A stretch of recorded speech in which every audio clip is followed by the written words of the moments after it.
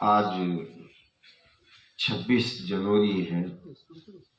ہمارے ہندوستان کے لیے 2 تاریخ ایسی آتی ہے جس میں پورا ہندوستان بلا کسی تفریق مذہب و ملت تمام باشندگان ہندوستان اس خوشی میں شریک ہوتے ہیں۔ ایک 26 جنوری اور ایک 15 اگست، یہ پورے ہندوستانیوں کے لیے خوشی کا موقع ہے۔ 15 اگست 1947 کو ملک آزاد ہوا اور 26 جنوری 1950 کو ہمارا سمویدھان بنا۔ اس کو اچھی طرح یاد رکھیں۔ 1947 15 اگست کو ملک انگریزوں کے قبضے سے آزاد ہوا اور 2.5 سال کے بعد 1950 26 جنوری کو سمویدھان بنا۔ جب ملک آزاد ہوا تو ملک کو چلانے کے لیے جو لوگ شریک تھے آزاد کرانے میں، ان کے دماغ میں ایک بات تھی کہ پورے ہندوستان کو کیسے جوڑ کے رکھا جائے۔ ہندوستان کو جوڑ کر رکھنے کے لیے کون سی ترتیب بنائی جائے۔ چونکہ ہندوستان میں بہت سارے مذہب کے ماننے والے لوگ رہتے ہیں، بہت سارے کلچر کے ماننے والے، بہت ساری ثقافت اور تہذیب کے ماننے والے۔ جب مختلف قسم کے لوگ رہتے ہیں تو سارے اقسام کے لوگوں کو اور مختلف مذاہب کے ماننے والے لوگوں کو ہندوستان کو جوڑ کر رکھنے میں کون سی چیز زیادہ کارگر ہو سکتی ہے، تو پھر ان کے دماغ میں آیا کہ ہندوستان کے لیے ایک دستور بنایا جائے۔ اس موقع پر بہت ساری باتیں آ رہی تھیں۔ کسی کی طرف سے کہا جا رہا تھا کہ ہندوستان کو ہندو راشٹر بنایا جائے، کسی کی طرف سے آ رہا تھا کہ نہیں ہندوستان کو بنگالیوں کے حوالے کیا جائے۔ مسلمانوں کی طرف سے بھی ایک طبقہ تھا، وہ چاہتا تھا کہ یہاں پر مسلم حکمرانی قائم ہو دوبارہ۔ تو اس طرح جب چیزیں سامنے آئیں تو جس کو 2 قومی نظریہ کہا جاتا ہے، جس کو انگلش میں 2 نیشن تھیوری کہا جاتا ہے، تو 2 نیشن تھیوری 1947 سے پہلے سب سے پہلے ساورکر نے پیش کیا تھا 2 نیشن تھیوری کا۔ اور جب وہ پیش کیا تو ہندو مہاسبھا کا وہ سرغنہ تھا، تو اس کے اس پیش کرنے کے بعد محمد علی جناح سامنے آئے، کہے کہ ابھی ملک آزاد نہیں ہوا، تو پھر ملک کو آزاد ہونے کے بعد پتہ نہیں یہ ملک کا رخ کس طرف لے جائیں گے۔ اسی لیے انہوں نے 2 نیشن تھیوری کو قبول کرتے ہوئے ایک الگ ملک مسلمانوں کے نام پر، اسلام کے نام پر مانگ لیا، پاکستان جس کو کہا جاتا ہے، اور انگریزوں نے اس کو قبول کر لیا، منظور کر لیا۔ لیکن ہمیں ہسٹری بتاتی ہے کہ مسلمانوں کی اکثریت 90% مسلم آبادی اور 90% نہیں 99% مسلم لیڈران اس کے خلاف تھے۔ یہاں تک کہ آخری موقع جب آیا 1947 میں 15 اگست سے پہلے انگریزوں کی طرف سے دستور کو ملک کی تقسیم کے اعتبار سے پاس کر لیا گیا، تو اس دستور میں سگنیچر کرنے کے لیے، دستخط کرنے کے لیے ذمہ داری دی گئی تھی سردار پٹیل کو۔ تو سردار پٹیل نے نہرو کو اور گاندھی کو دونوں کے پاس الگ الگ وقت پر گئے۔ تو گاندھی نے کہا کہ پہلے نہرو کے پاس جاؤ، نہرو اگر راضی ہو جائیں گے تو میں بھی راضی ہو جاؤں گا۔ نہرو نے کہا کہ نہیں، پہلے گاندھی جی کے پاس جاؤ، گاندھی جی مان لیں گے تو میں بھی مان لوں گا۔ تو اس طرح چلتے چلاتے بالآخر نہرو نے سائن کر دیا اس دستاویز پر، اور اس کے بعد گاندھی جی نے بھی دستخط کر دیے۔ صرف اکیلے لیڈر تھے مولانا ابوالکلام آزاد، جنہوں نے اس پر دستخط نہیں کیے۔ آج بھی وہ دستاویز ہندوستان کی تاریخ میں پارلیمنٹ کے اندر محفوظ ہے۔ ملک کی تقسیم کے لیے جو دستاویز تیار کیا گیا تھا، آج بھی پارلیمنٹ کے اندر، لائبریری کے اندر وہ دستاویز محفوظ ہے، جس میں مولانا ابوالکلام آزاد کا دستخط نہیں ہے۔ وہ جگہ خالی پڑی ہے۔ مولانا ابوالکلام آزاد نے کہا کہ میں تو تیار ہوں اور 100 سال غلام رہنے کے لیے، لیکن میں ملک کی تقسیم کو برداشت نہیں کرتا۔ یہاں تک انہوں نے کہا کہ اگر دلی کی جامع مسجد کے مینارے پر کوئی فرشتہ اتر کر اعلان کرے کہ ہندوستانیوں، ہم ملک کی آزادی کا پروانہ لے کر آئے ہیں آسمان سے، لیکن ملک کو تقسیم کرنے کے شرط کے ساتھ تمہیں تسلیم کرنا پڑے گا، تو مولانا ابوالکلام آزاد نے کہا کہ فرشتے کے اس کو پیشکش کو میں ٹھکرا دوں گا، قبول نہیں کروں گا، مجھے ملک کی تقسیم پسند نہیں ہے۔ تو ملک کو مسلمانوں نے تقسیم نہیں کیا، ملک کو ٹرو نیشن تھیوری کے ماننے والوں نے تقسیم کیا۔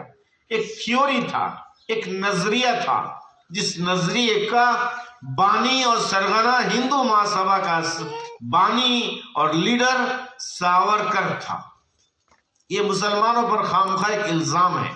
ہم اس تاریخ کو اپنے سینے پر نوٹ کر لیں کہ ملک کو آزاد کرانے میں سب سے زیادہ قربانی ہم نے دی ہے، اور یہ صرف ہمارا دعویٰ نہیں ہے۔ جواہر لال نہرو نے ڈسکوری آف انڈیا کے اندر لکھا ہے کہ ہندوستان کو آزاد کرانے میں مسلمانوں نے جتنا خون بہایا ہے، دوسری قوم نے اتنا پسینہ بھی نہیں بہایا ہے۔ یہ ہمارے جواہر لال نہرو جو ہندوستان کے پہلے پرائم منسٹر تھے۔ تو خیر 15 اگست 1947 کو ملک آزاد ہوا، اور 2.5 سال کے بعد ملک کے دستور کو تیار کیا گیا۔ ملک کے دستور کو تیار کرنے کے لیے ایک کمیٹی کی تشکیل دی گئی، جس کمیٹی کے اندر 390 لوگ شامل تھے، بلکہ 389 اتنے لوگوں کو شریک کیا گیا اس کمیٹی کے اندر۔ اور اس کمیٹی کا چیئر پرسن جو تھا وہ بھیم راؤ امبیڈکر تھے۔ ان کی لیڈرشپ میں ایک کمیٹی بنائی گئی، اور اس کمیٹی کے اندر ہر مذہب، ہر ذات، ہر زبان کے بولنے والے، ہر صوبے کے نمائندہ لوگ شریک تھے۔ اسی کمیٹی کے اندر مولانا ابوالکلام آزاد، مولانا حفظ الرحمان سہلوی اور دوسرے لوگ بھی مسلمان اور کئی لیڈر تھے۔ تو اس طرح وہ دستور جب تیار کیا گیا تو ملک کے کلچر کو، ملک کے مذہب کے ماننے والوں کو، کشمیر سے لے کر کنیا کماری تک کے پورے خاکے کو اپنے سامنے رکھ کر، چونکہ دستور کو لکھنے کی ذمہ داری جس فرد کے ہاتھ میں دی گئی تھی وہ ایک دلت پریوار کا انسان تھا، نچلے طبقے کا انسان تھا، اس طبقے کا انسان تھا جس طبقے کو تقریباً ہندوستان کے اندر 5000 سال تک غلام بنا کے رکھا گیا۔ دلتوں کو، بیکورڈ کلاسز کے لوگوں کو ہندوستان کے اندر برہمن وادیوں نے 5000 سال تک اپنا غلام بنائے رکھا۔ تو دستور کے اندر ان ساری چیزوں کو نکالا گیا کہ یہاں پر کوئی نیچ نہیں، کوئی اونچ نہیں، سبوں کو برابر کا حق دیا گیا، اور لکھا گیا کہ ہندوستان پر سبوں کا برابر کا حق ہے، تعلیم کے اعتبار سے، زندگی گزارنے کے اعتبار سے، کھانے پینے کے اعتبار سے، پہننے اوڑھنے کے اعتبار سے، بولنے کے اعتبار سے، ایجوکیشن کے اعتبار سے، ہر لائن سے ہر مذہب کے ماننے والے کو مکمل آزادی دی گئی، تحفظ دیا گیا۔ اور اس میں سب سے زیادہ اہم پوائنٹ جو لکھا گیا وہ یہ لکھا گیا کہ ہندوستان ایک ڈیموکریٹک کنٹری ہے، ایک سیکولر کنٹری ہے، ایک جمہوری ملک ہے۔ جمہوری ملک، ڈیموکریٹک کنٹری کا مطلب یہ ہوتا ہے کہ اس ملک کا کوئی مذہب نہیں ہوگا، کوئی دھرم نہیں ہوگا۔ یہاں کی جو سرکار ہوگی اس سرکار کا کوئی دھرم، کوئی مذہب نہیں ہوگا۔ وہ سرکار دھرم کے آدھار پر کوئی بھید بھاؤ نہیں کر سکتی، ذات اور برادری کے نام پر کوئی بھید بھاؤ نہیں کیا جا سکتا۔ سب سے زیادہ پورے دستور میں اہم پوائنٹ جو تھا وہ یہ تھا۔ لیکن آج تقریباً 8-9 سال سے ایک بات کی کوشش ہو رہی ہے کہ اس پوائنٹ کو نکال دیا جائے، اور ہندوستان کو ہندوتوا کے نام پر، ہندو راشٹر کے نام پر دوبارہ تیار کیا جائے۔ تو خیر یہ ہر ہندوستانی کی ذمہ داری ہے کہ ان چیزوں کو سمجھیں اور دستور کو ہم لوگ پڑھیں۔ ہندوستان کا جو دستور لکھا گیا ہے ہم اس کو پڑھیں گے۔ جب تک ہم دستور کو نہیں پڑھیں گے تو ہمارے خلاف جو بھی قانون بنے گا چاہے وہ دستور کے خلاف ہو، ہم ماننے پر مجبور ہو جائیں گے، اس لیے کہ ہماری جانکاری میں نہیں ہے دستور۔ اگر ہماری جانکاری میں دستور ہوگا، قانون ہوگا، ہم لا کو جانتے ہوں گے تو ہم فائٹ کر سکتے ہیں۔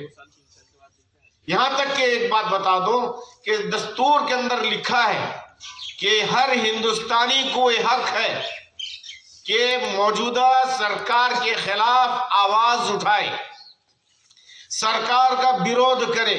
سرکار کا بیروध کرنا دیش دروہی نہیں ہے، لیکن آج کی سرکار نے قانون بنایا کہ جو سرکار کا بیروध کرے گا وہ دیش دروہی ہے۔ UAPA جو قانون لایا گیا وہ اسی لیے لایا گیا کہ کوئی سرکار کا بیروध نہ کر سکے۔ تو اسی لیے ہم لوگ پہلے دستور کو پڑھیں، دستور کو سمجھیں۔ وہ اس کا ٹرانسلیٹ ہو کے اردو میں بھی آ گیا، ہندی میں بھی ہے، انگلش میں بھی ہے۔ ہر نوجوان جو پڑھا لکھا ہے وہ دستور کو پڑھے اور اپنے بچوں کو پڑھائیں۔ اگر ہمارے بچے ہندوستان کے دستور سے ناواقف ہوں گے اور اپنی تاریخ سے ناواقف ہوں گے تو پھر اللہ نہ کرے وہ دن آ جائے کہ ہم بھی سمجھ جائیں گے کہ ہمارا اس ملک پر کوئی حق نہیں ہے۔ اس ملک پر جتنا یہاں کے پرائم منسٹر کا، جتنا ملک کے صدر جمہوریہ کا حق ہے، اتنا ہی حق ایک رکشہ چلانے والے کا ہے، ایک کسان کا ہے، ایک مزدور کا ہے۔ کسی کے حق میں کوئی کمی نہیں، کوئی زیادتی نہیں۔ اس چیز کو ہم لوگ جب سمجھیں گے، جانیں گے اور دوسروں کو بتائیں گے، اپنی نسلوں تک اس چیز کو منتقل کریں گے تو انشاءاللہ ہمت کے ساتھ، حوصلے کے ساتھ ملک میں ہم رہ سکتے ہیں۔ جزاکم اللہ۔ ہندوستان ہندوستان ہندوستان علماء دیوبند علماء دیوبند علماء دیوبند۔ میں اس کے بعد مدرسے